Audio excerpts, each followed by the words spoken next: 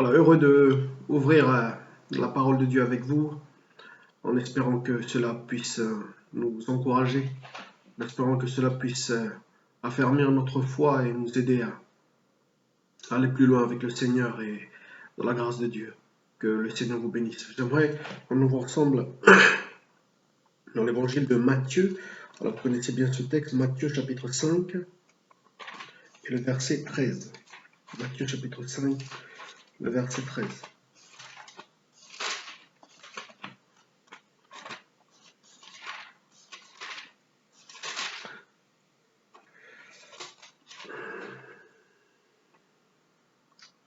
Jésus dit, vous êtes le sel de la terre, mais si le sel perd sa saveur, avec quoi la lui rendra-t-on la saveur?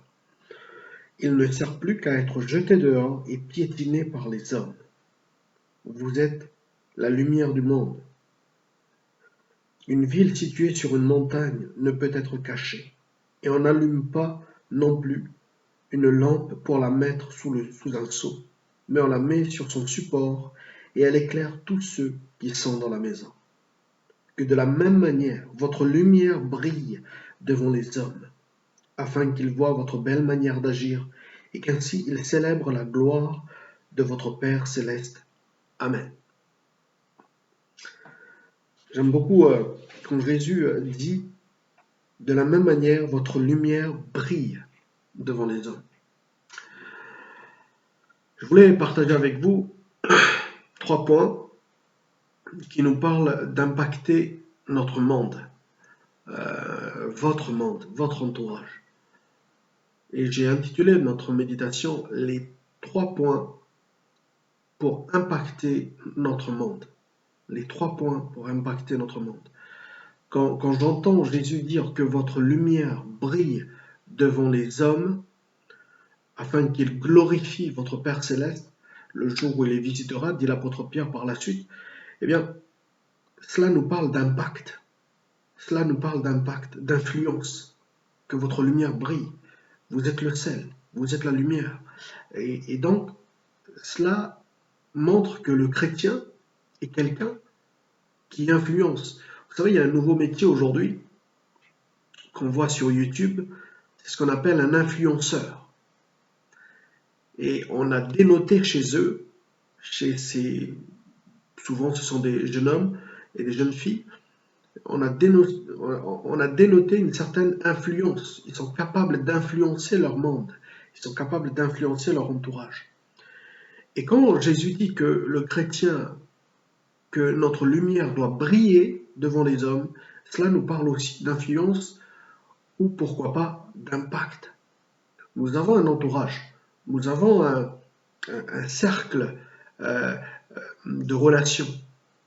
Il y a bien évidemment l'Église, il y a nos familles, mais il y a surtout autour de nous des personnes qui ne connaissent pas le Seigneur, des personnes qui sont inconverties. Et c'est là où notre lumière doit briller.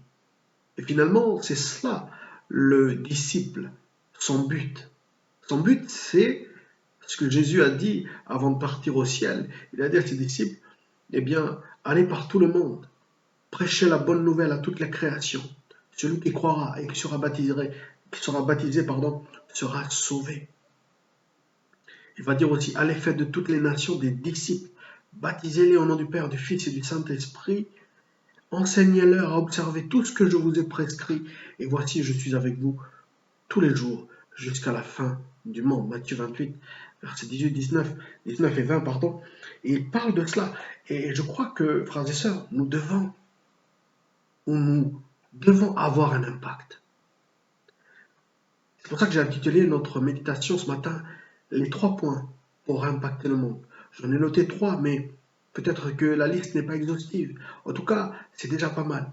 3 points pour impacter notre monde. Et j'espère de tout mon cœur que suite à cette méditation, eh bien, nous puissions réfléchir à comment influencer, comment faire à ce que notre lumière brille. C'est ce que Jésus dit. Jésus dit que la lumière, comment on appelle ça, la lampe, on ne la met pas sous un seau, c'est-à-dire sous le boisseau, mais on la met sur son support.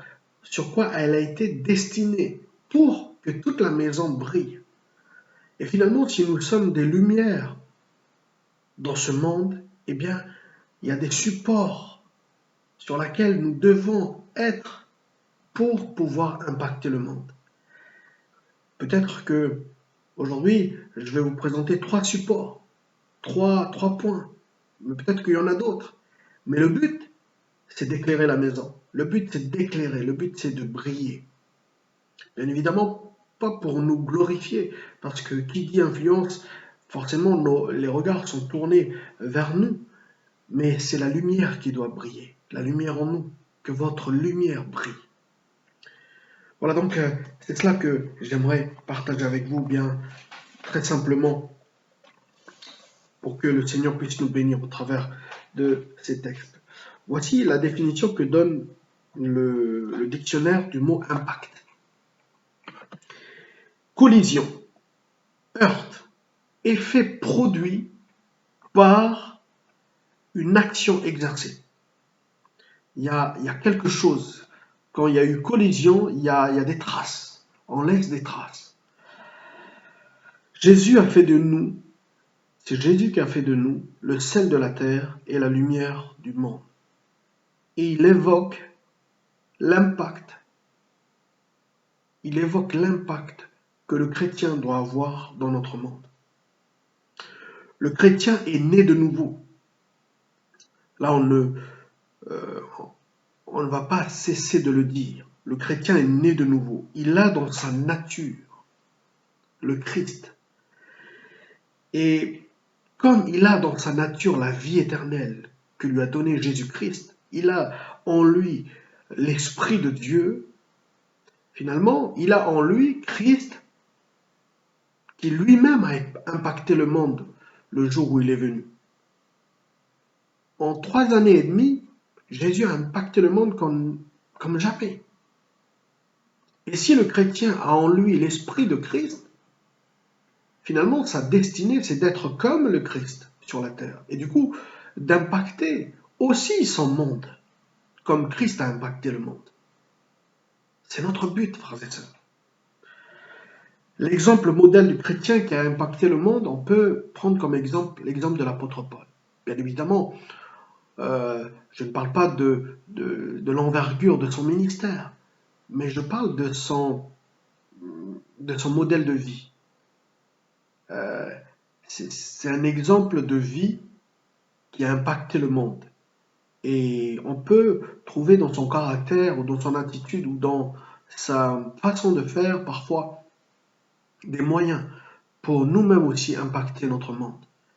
Et je vous encourage, frères et sœurs, à penser à cela, à réfléchir à comment je vais impacter le monde pour les amener au Seigneur. Comment j'impacte mon monde? Qu'est-ce que je fais actuellement?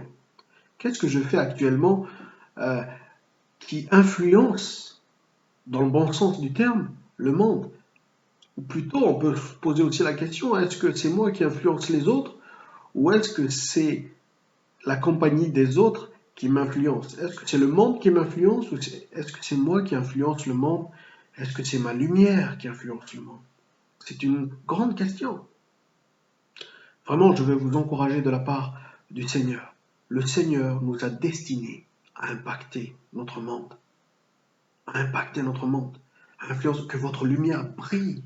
Que votre lumière brille devant les hommes. Les hommes vont voir, les hommes vont observer, les gens autour de vous vont voir votre façon d'agir. Et finalement, c'est la question qu'on doit se poser. Comment je fais? Qu'est-ce que je fais aujourd'hui qui impacte le monde? Est-ce que je vois chez les autres des marques, des traces de mon influence? Pour ceux qui ont des enfants, certainement. Quoique, est-ce qu'ils sont influencés par ma façon de vivre? Est-ce que on voit chez eux des marques, des traces de mon influence, de mon impact? Souvenez-vous, le mot impact, ça veut dire collision. Du coup, ça laisse des traces. Quand on pense à l'évangélisation, on pense tout de suite à une prédication devant des foules de personnes, devant des masses, etc. Et certainement que c'est aussi cela l'évangélisation. Mais Jésus euh, va plus loin que ça. Jésus dit de faire des disciples, pas seulement de faire l'évangélisation. Il dit de faire des disciples. Faire des disciples, Jésus a dû s'y prendre 3 ans pour faire 12 disciples. Faire des disciples comporte 2 axes. Il y a l'évangélisation, le fait de vouloir à ce que les gens se convertissent, se tournent vers Dieu, et il y a l'édification. C'est-à-dire, ça passe par une formation. Je mets des guillemets dans le mot formation, mais c'est-à-dire qu'ils vont nous voir agir. Ils vont observer un disciple, comment il vit, et ils vont nous prendre pour modèle. Et Jésus ne dit pas seulement d'évangéliser, Jésus dit de faire des disciples. Et il ne demande pas ça à des pasteurs, il ne demande pas ça à une élite spirituelle, il demande ça à chaque disciple. À chaque disciple, il leur dit de faire d'autres disciples.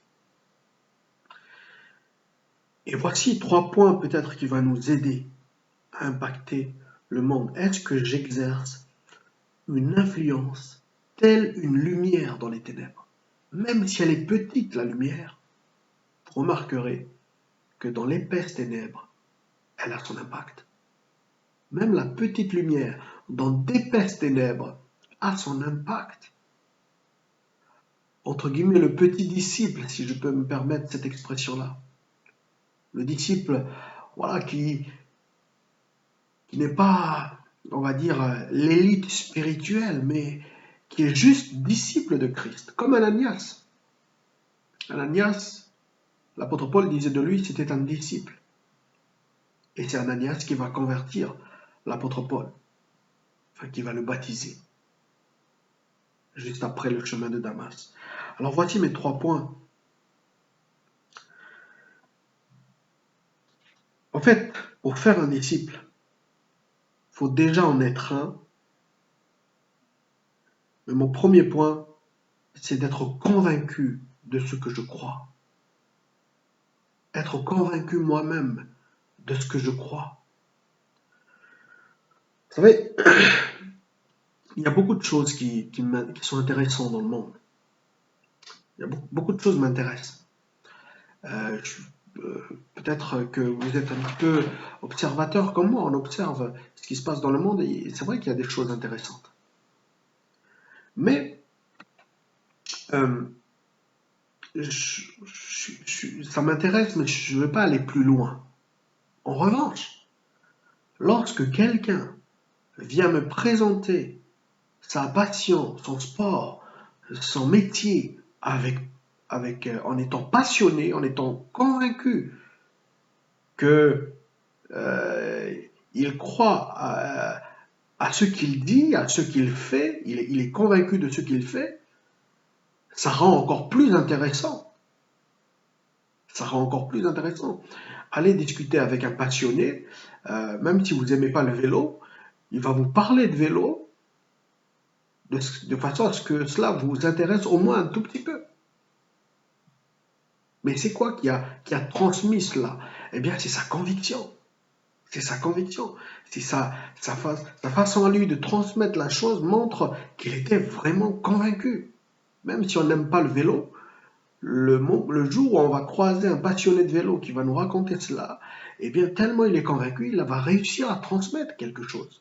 Et c'est ça mon premier point. Être convaincu de ce que je crois.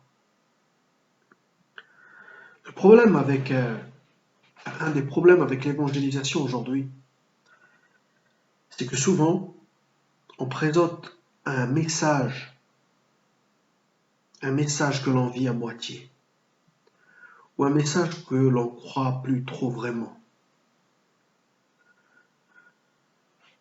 L'évangile est une puissance de Dieu pour celui qui croit. Est-ce que nous croyons encore aujourd'hui que l'évangile est une puissance?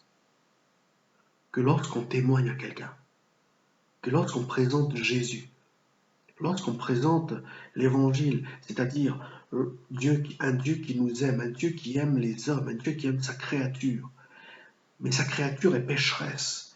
Et donc il a fallu qu'un innocent, le Fils de Dieu lui-même, vienne sur la terre pour mourir sur la croix, porter nos péchés.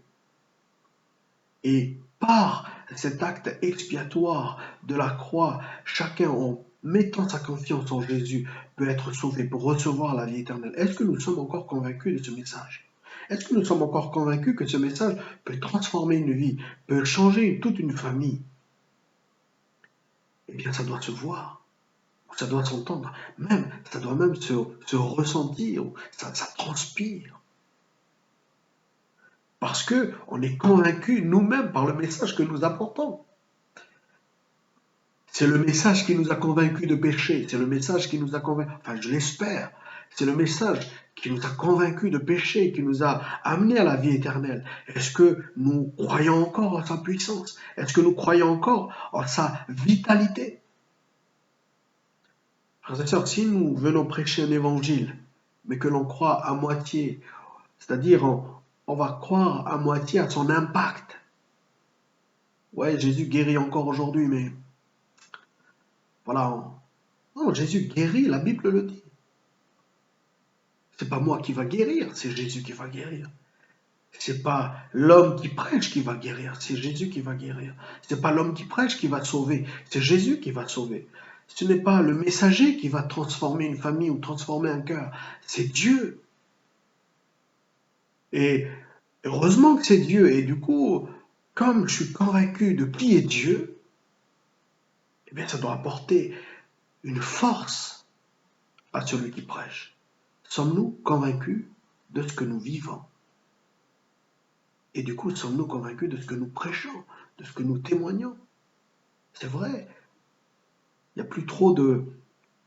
C'est vrai, il n'y a plus trop de conversions, de miracles, etc. Et du coup, ça commence à... Je ne sais pas si ça existe ce mot, mais ça amoindrit la force du message. Est-ce qu'on en est arrivé là?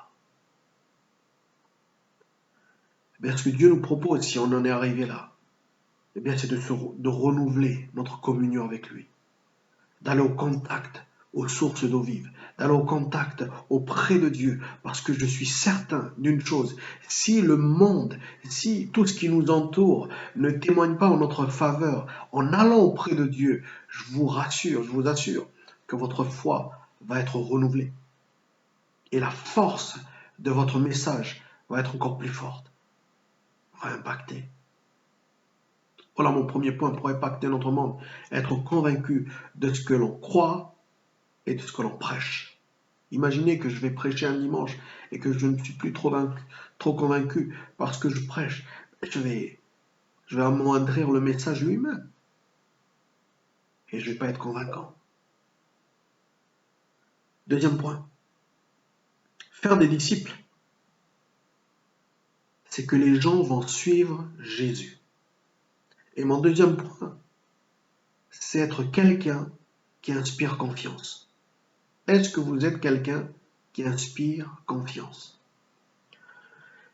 Est-ce que vous êtes des personnes dans lesquelles les gens puissent compter, être quelqu'un de fiable, être quelqu'un de confiance?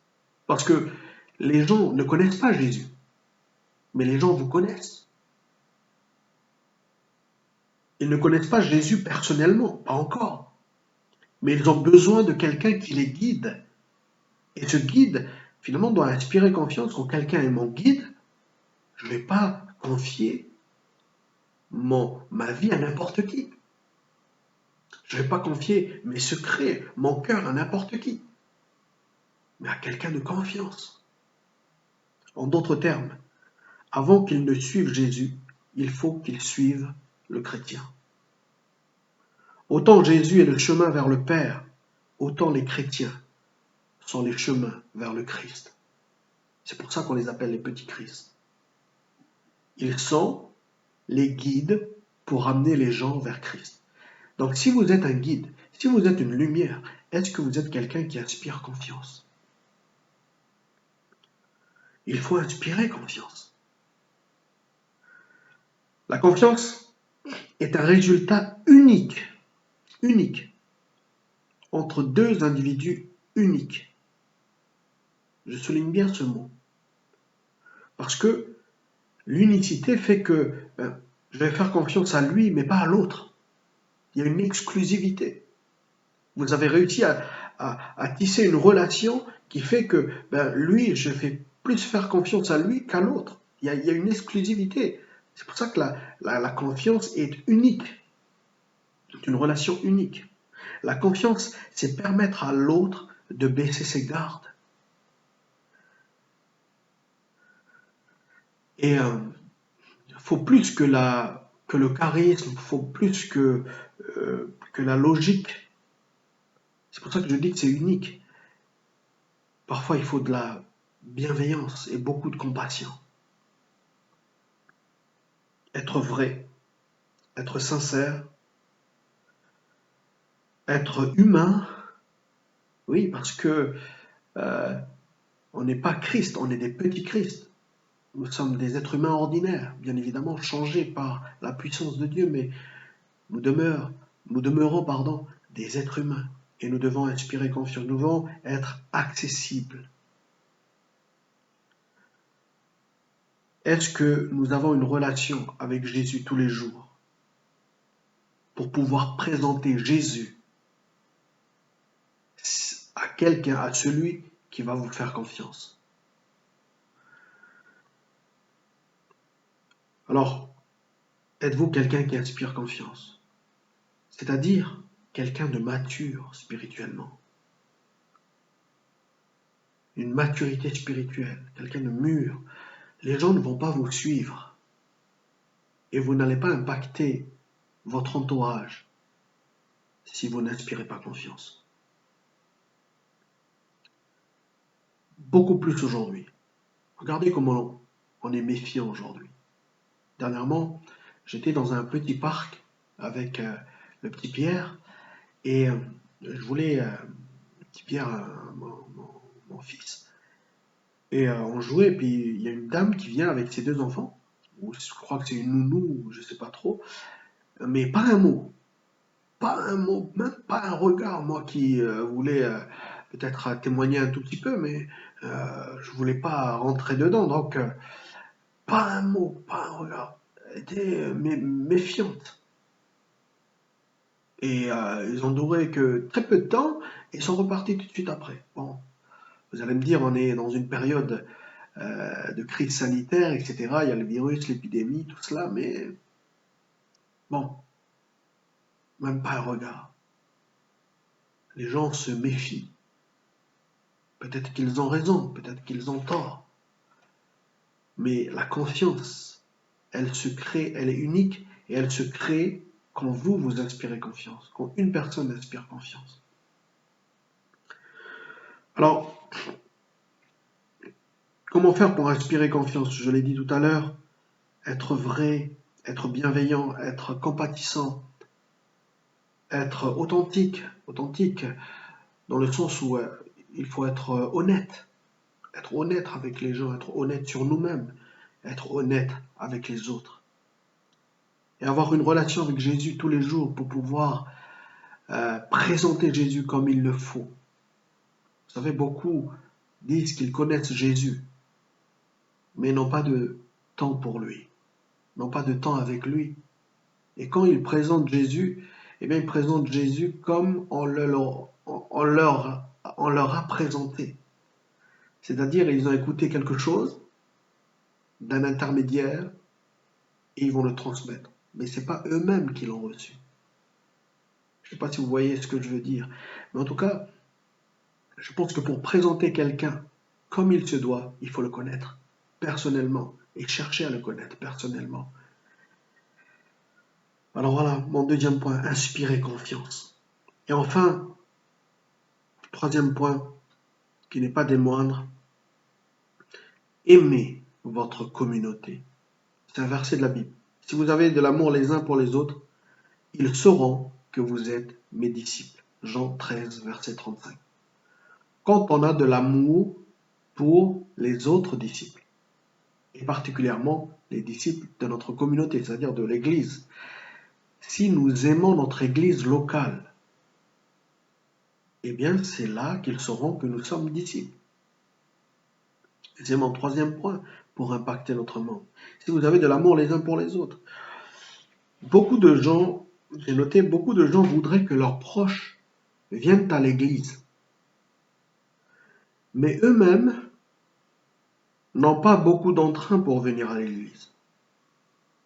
Et du coup, la personne de leur entourage va dire, mais tu veux que je vienne à l'église, mais toi, quand tu y vas, tu traînes les pieds. Du coup, ça donne pas envie d'y aller finalement à l'église. Si vous traînez les pieds quand vous allez dans votre église locale, comment voulez-vous que les gens autour de vous puissent avoir l'envie de venir à l'église? Mais s'ils vous voient en train de dire, mais moi, un jour,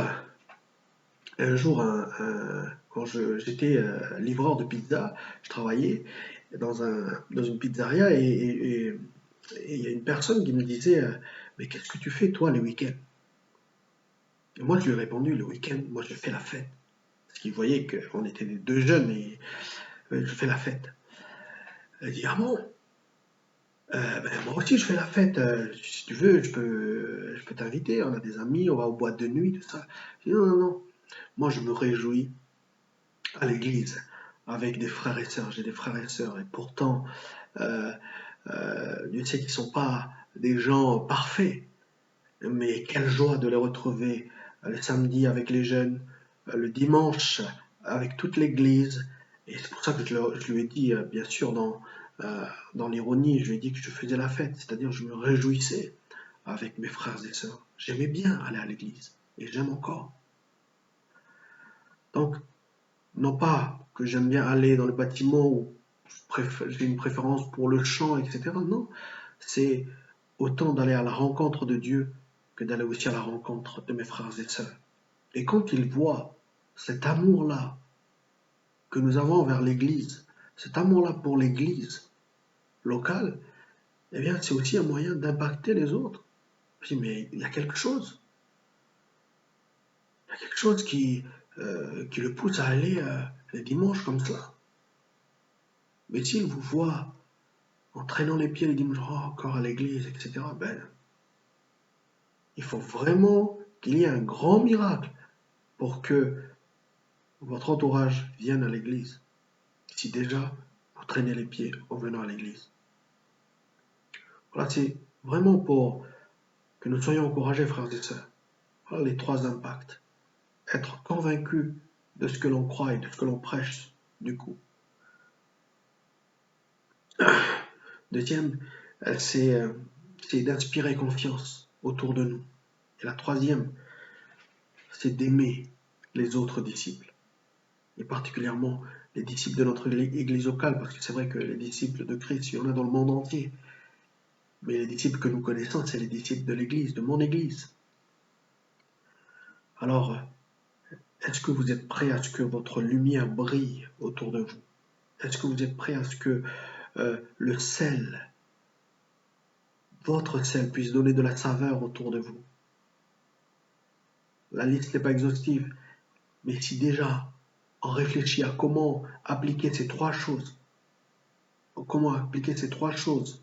quotidien, être convaincu de ce que je crois encore que l'évangile sauve les vies. Je crois encore que l'évangile est le seul message qui peut donner la vie éternelle. L'évangile est le seul message capable de présenter Dieu et Jésus-Christ, son Fils, le Sauveur de l'humanité. Je crois cela, je crois que c'est une puissance de Dieu. Et d'inspirer confiance, c'est-à-dire être vrai, être honnête. Et les gens nous voient vivre, les gens nous observent. Et enfin, aimer l'Église locale, aimer ses frères et sœurs, pour voir leurs besoins, demander des nouvelles, mais surtout les aimer. Aimer aller à l'église, afin qu'un jour, les gens autour de vous puissent poser la question, mais qu'est-ce qui te donne autant de joie pour aller dans ce lieu-là?